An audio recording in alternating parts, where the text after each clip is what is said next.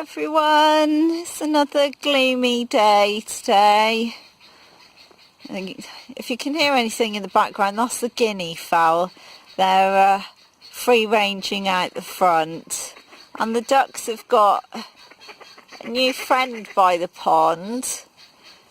We got this sheep, it's called a happy sheep. I'll just get a little bit closer. We got it when we went into town for my tattoo this week. I thought it was quite cute. They had lots of really nice sort of garden ornaments. This little sort of pop-up store was selling.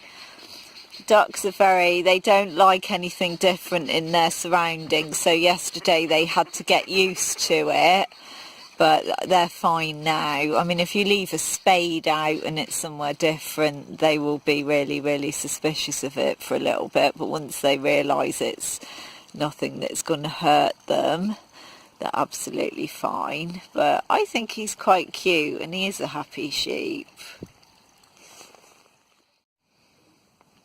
Girls are just enjoying a bit of leftover bread. I don't give them much stuff like that, but they do enjoy the occasional treat.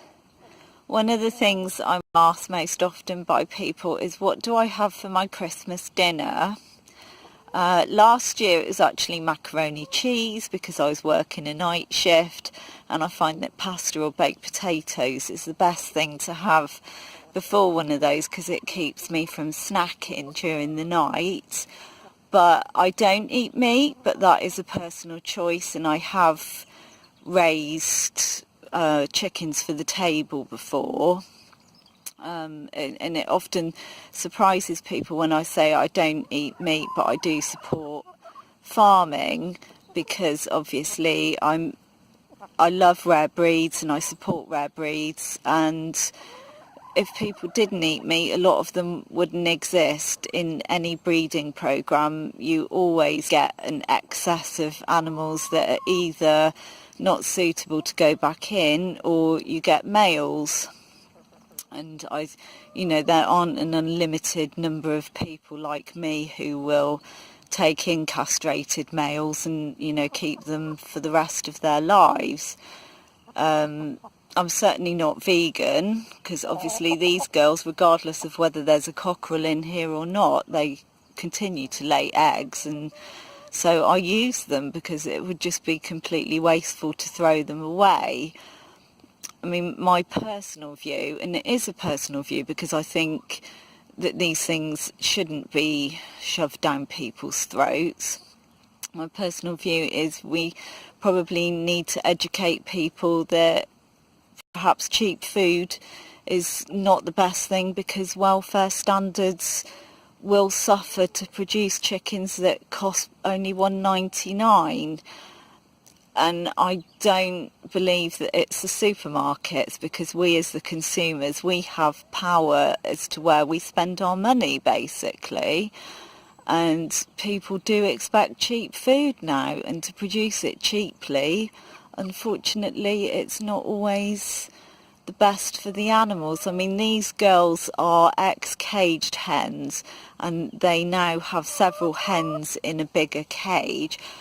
And I will be honest, I'm not entirely sure that the welfare's any better, because I think they get bored and they peck each other a lot more. Some of the lots of hens that I've had recently have, been really quite bold, but they do feather up very quickly.